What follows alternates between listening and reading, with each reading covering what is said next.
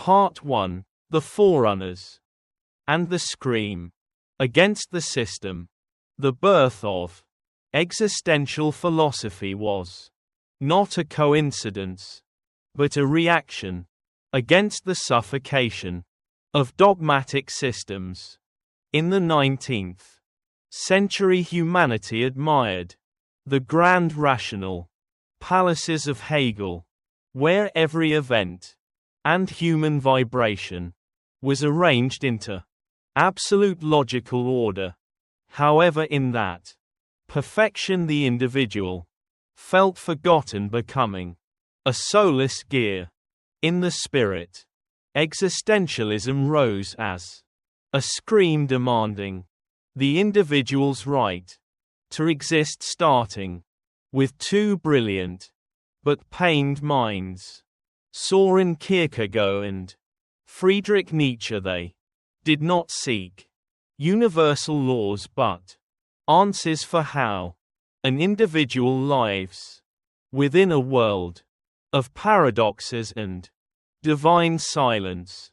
Soren Kierkegaard, the Danish philosopher, is the father of existentialism. He spent his life criticizing church hypocrisy and idealism's dryness. For Kierkegaard, truth is not abstract concepts provable by math, but truth is subjectivity. He affirmed that an individual truly exists only when they face risky personal choices without rational guarantees. Kierkegaard analyzed existence through three stages of spiritual development. The aesthetic stage is living for sensory pleasure and novelty. However, this leads to boredom and deep despair, lacking a foundation. When recognizing the emptiness of aesthetics, one enters the ethical stage. Here, man accepts rules, fulfills duties, and lives responsibly with community. But Kierkegaard pointed out that even ethics cannot solve the soul's deepest pain. Before human finitude, finally, man must proceed to the religious stage via a leap of faith. This is not blind belief but decisive commitment to the infinite despite rational paradoxes. His greatest contribution is the concept of anxiety. Kierkegaard argued, anxiety is the dizziness of freedom, appearing when we realize infinite possibilities and total responsibility for our choices.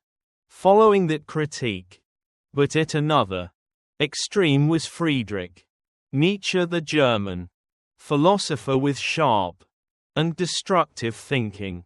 If Kierkegaard sought personal faith, Nietzsche declared a shocking truth: God is dead. This declaration is not just denying religion but a deep analysis of the collapse of moral and metaphysical systems dominating the West for millennia. When the absolute anchor is gone, man falls into nihilism's abyss with no inherent meaning or morality.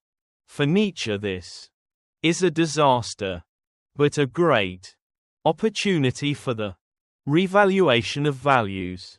Central to Nietzsche is the will to power. He rejected the idea that man acts for mere happiness or survival. Instead, all living beings are driven by a desire to ascend and create higher life forms. Will to power is not imposing violence on others, but self-mastery and overcoming personal limits. From this he built the overmen, the individuals who reject slave values of the crowd. creating their own laws and meaning. The Overman says yes to life, accepting all suffering and contradiction as part of creation.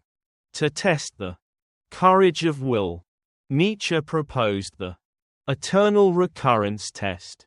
He asked us to imagine every moment repeating infinitely, with no change. If you can joyfully accept that repetition, you have lived authentically. This thought forces man to cherish the present moment instead of placing hope in an afterlife or illusory future.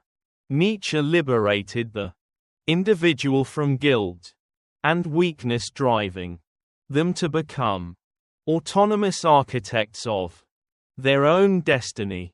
From cognitive science, we see how Kierkegaard and Nietzsche align with how the brain reacts to uncertainty. The prefrontal cortex always seeks patterns and safety in beliefs. When systems collapse, the brain falls into high stress. The existential anxiety described by Kierkegaard. Yet this state is necessary to activate executive functions, allowing creative choices and independent identity. Nietzsche's revaluation is actually the process of restructuring neural networks to adapt to a reality without old patterns. Finishing the analysis of these forerunners, we see existentialism began with necessary destruction. Soren Kierkegaard teaches the seriousness of personal choice before the infinite, while Friedrich Nietzsche gives us power to create meaning within the void. Together they swept away rational naivety, forcing man to stand on their own feet. This is the foundation for later parts, where Martin Heidegger and Jean-Paul Sartre build existence structures, helping humanity navigate time and freedom. This journey does not promise peace, but true awakening to existence's essence. Part 2. Martin Heidegger, dissecting existence and the obsession with time. Following the screams of Kierkegaard and Nietzsche against dry, rational systems, existential philosophy entered a new stage with Martin Heidegger's emergence. If predecessors focused on destroying values and affirming will, Heidegger went deeper, asking the fundamental question: what is the meaning of being? In his great work Being and Time, he performed a meticulous ontological analysis to strip away mists shrouding human existence. Heidegger argued that through Western philosophy, people focused on objects, forgetting the act of being. He viewed man not as fixed essence but as a continuous process, unfolding within time's constant flow. To perform this analysis, Heidegger introduced Dasein, a German term meaning being there. Man is not an outside observer watching the world, but we are always there, merged with our surroundings. Dasein never exists alone, it is always being with others and being amidst objects. We are born into a network of relationships, tools, and existing meanings. This leads to the state called thrownness. Every individual is pushed into reality within specific historical and cultural contexts without choice, or pre-written scripts. We are thrown into reality as unfinished projects, and from this state, man starts the self-creation journey through their own possibilities.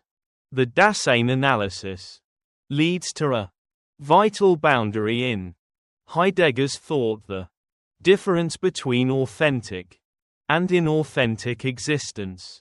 In daily life, man tends to lose themselves in the world of they or das, man, an anonymous entity representing public opinion and social expectations. When we speak as everyone speaks, think as everyone thinks, and act as everyone acts, we live inauthentically. This is a hidden state where individuals escape freedom and responsibility by dissolving into the crowd. Conversely, authentic existence requires courage to withdraw from they and return to self. This is not isolating oneself, but being clearly aware of unique personal choices and possibilities. One key factor helping man achieve authentic existence is facing fear and anxiety. Unlike common fear, which always has specific objects, existential anxiety in Heidegger's philosophy is unease before nothingness, the realization that the world has no inherent meaning.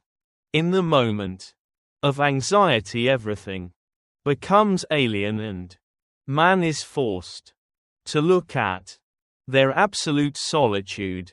However, Heidegger does not see this as negative. Anxiety is the call of conscience urging man to wake from inauthentic sleep, starting the journey of self-determination.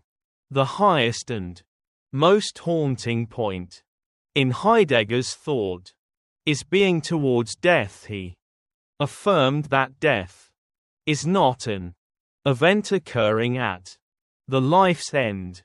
In biological terms, death is a possibility always present in every moment of existence. Man is the only being knowing they will die, and this awareness makes life meaningful. If we lived as if immortal, we would waste time on trivial things and never perform significant projects. Death is the ultimate limit, defining and narrowing our possibilities.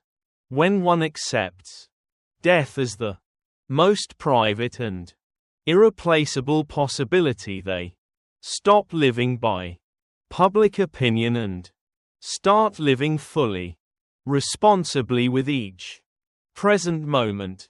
Heidegger's time analysis also brings fresh perspectives. He argued, time is not a linear sequence of now moments, but time is the human being's structure. The past is not gone, but present in our thrown state. The future is not yet arrived, but present in projects and possibilities we move toward.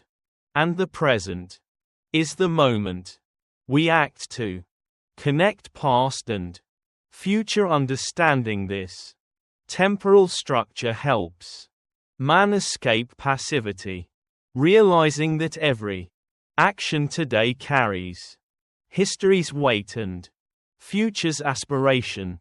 Under modern cognitive science views, we find interesting similarities with Heidegger's thought on subject-world engagement. The human brain is not a separate information processor, but an embodied cognition system. Our neural networks are formed and adjusted continuously through direct interaction with physical and social environments.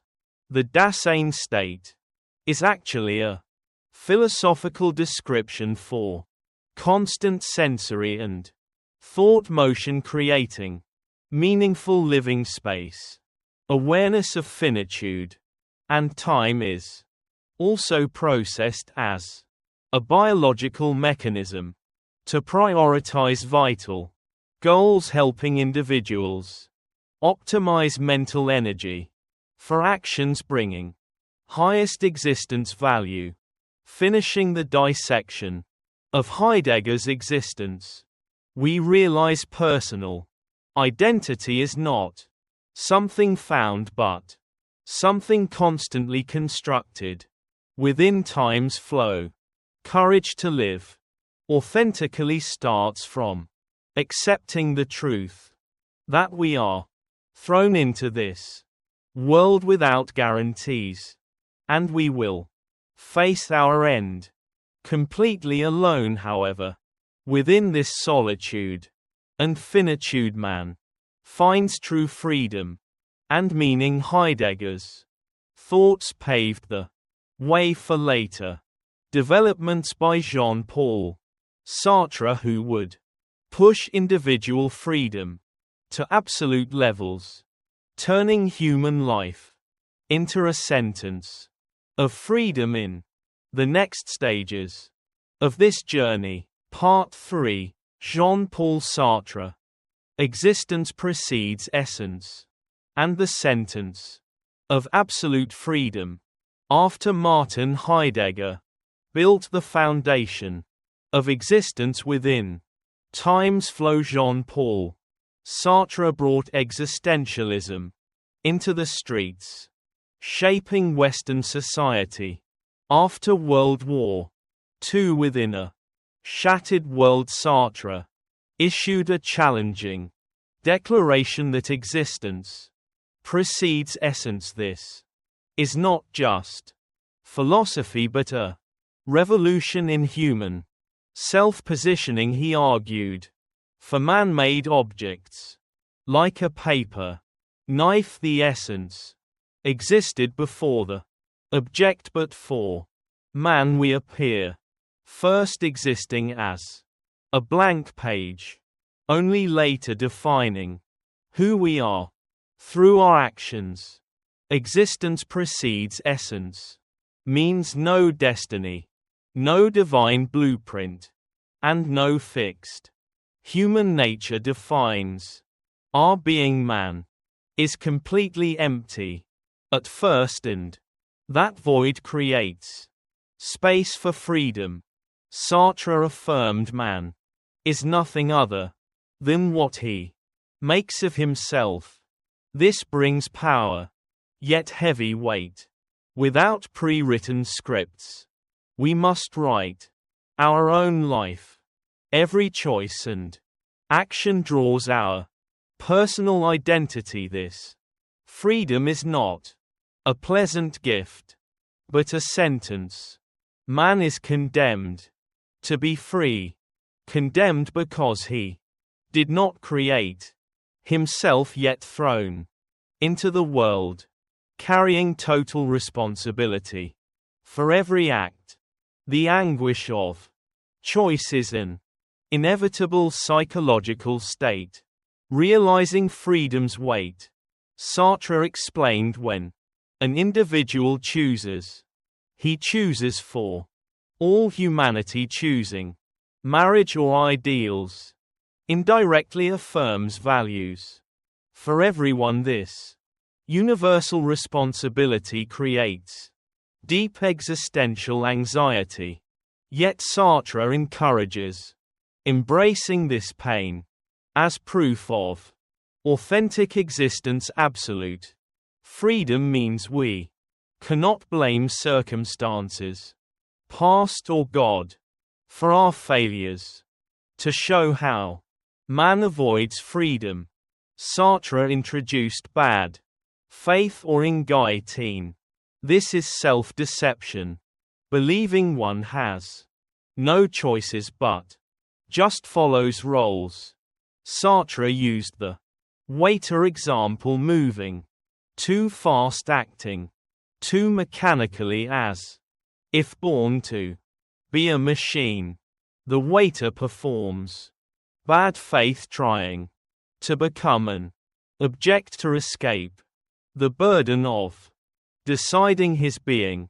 We fall into bad faith, saying, I had no choice or fate decided, but denying freedom is betraying one's own essence.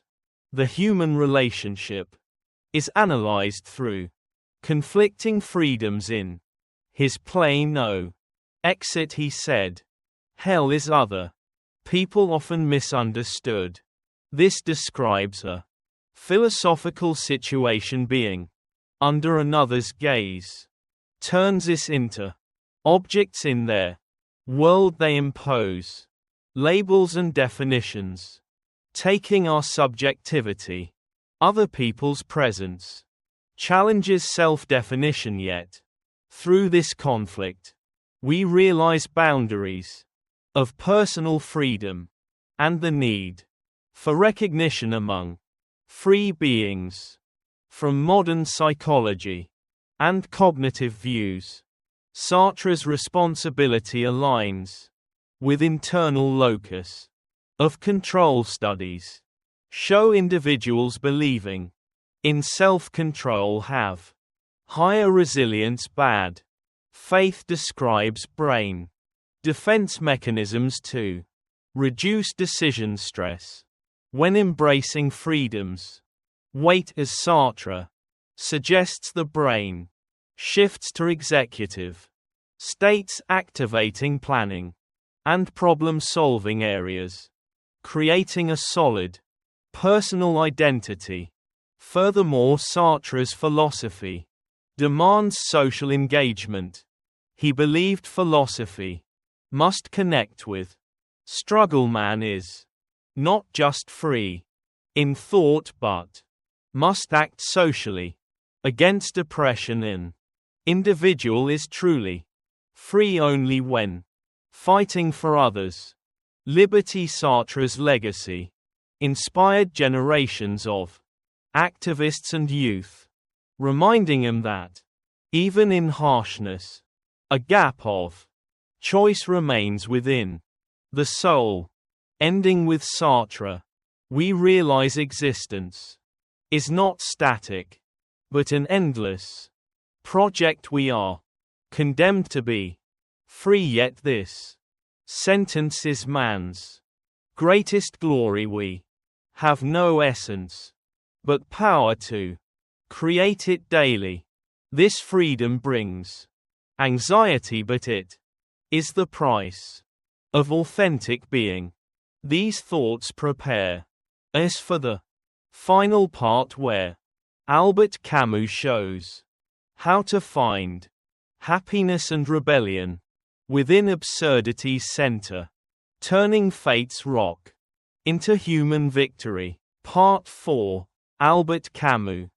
Rebellion and happiness within the absurd.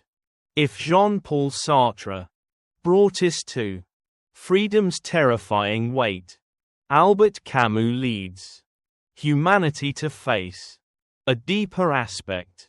The absurd. Camus was not just a philosopher, but an artist expressing a generation's pain within ruins and fallen beliefs. For Camus, the absurd is not a trait of world or man alone.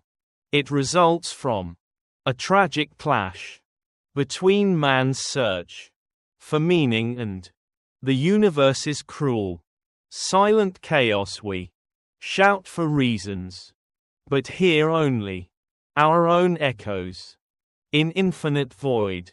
In the Myth of Sisyphus, Camus uses Greek mythology to illustrate human conditions. Sisyphus was punished by gods, pushing a rock up a mountain. Reaching the top, it rolls down via gravity. Sisyphus starts again from nothing, repeating a useless, hopeless task. Camus asks, is our life different? We work, eat, sleep, build things, then watch everything fade with time. Absurdity appears when noticing the repetition and inherent meaninglessness, instead of falling into despair or ending existence. Camus chose proud defiance. He analyzed 3 responses to absurdity. First, physical suicide, surrendering to fate.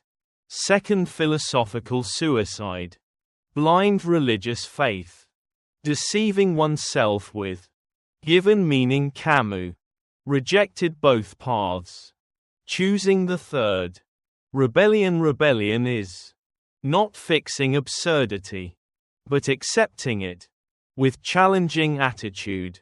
Sisyphus wins when knowing the punishment's uselessness but deciding to go back down the mountain, to push again. The rock and mountain belong to him. Sisyphus is happy in mastery. Rebellion in Camus has social depth. In The Rebel, he moved from individual to solidarity. I rebel, therefore we exist. Changed personal responsibility views.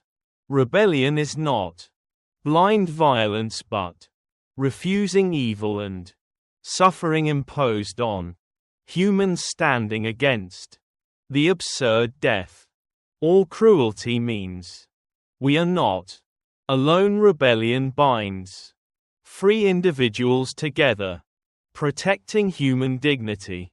To understand living within the absurd, look at Mersault in The Stranger. Indifferent to social norms but honest, refusing to lie about his feelings, Mersault accepts the universe's silence and nature's indifference. This honesty is a form of freedom, not acting to please fake orders. Camus reminds us happiness is not in distant paradise, but in engagement, enjoying sunlight, breath, and human connection within adversity's heart. From cognitive psychology, rebellion aligns with reframing adversity when facing uncontrollable events. Instead of learned helplessness, we choose to find value in the effort. Accepting reality without false hope brings clarity and peace. This is resilience's foundation, living not for promised results, but for present dignity. Mastering thoughts before the absurd builds internal strength, unshaken by external shifting tides. This existential series ends as we review human minds.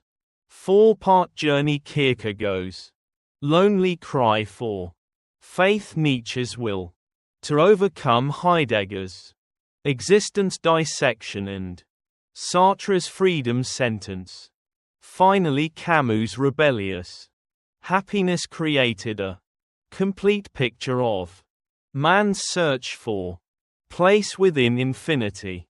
Existentialism is not pessimistic but a call for courage, forcing us to stop blaming circumstances and take responsibility for every breath.